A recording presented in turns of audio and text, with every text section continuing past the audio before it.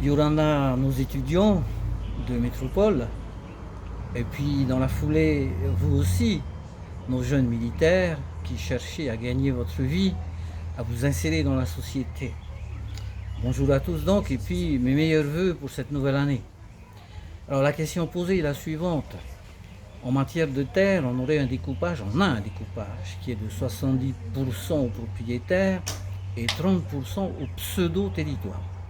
Alors il faut bien comprendre que sur les 70%, on a une grande majorité qui est toujours en indivision et qui se retrouve devant les tribunaux, des familles déchirées, des familles voire qui vont plus loin que simplement se déchirer, qui vont jusqu'au cou, jusqu'à... voilà.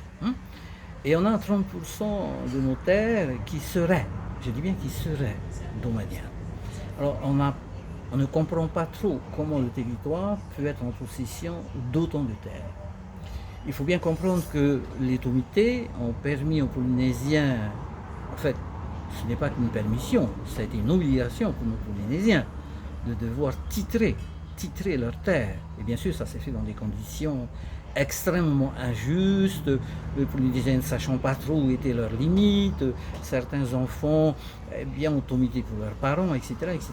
Aujourd'hui, on se retrouve avec des terres qui ont été spoliées par l'État et le territoire, pour des opérations stratégiques, pour des opérations militaires, notamment avec l'arrivée du CEP, et des terres présumées domaniales dans des communes, des îles, Rimata, les Australes, etc., où le territoire serait propriétaire. C'est une aberration et c'est un mensonge. Toutes les terres ont des propriétaires, c'est clair et net. Simplement, on n'a pas toujours la facilité de retrouver ces pièces. Ces pièces, ces écrits qui nous ont été préparés par les premiers missionnaires qui sont repartis avec. Et aujourd'hui, on se retrouve dans des situations difficiles. Et je ne parle pas des terres que le territoire convoite fortement et dont, bien sûr, on ne permet pas aux Polynésiens d'avoir l'accès aux archives. Voilà, si vous voulez, la situation actuelle. Alors, Whenua est un regroupement d'associations qui regroupe environ 50 associations. Si on peut dire par association on a 100 à 200 personnes, vous voyez le chiffre que ça fait. Je vous laisse faire le calcul, vous faites des hautes études et vous êtes capable de faire cette multiplication.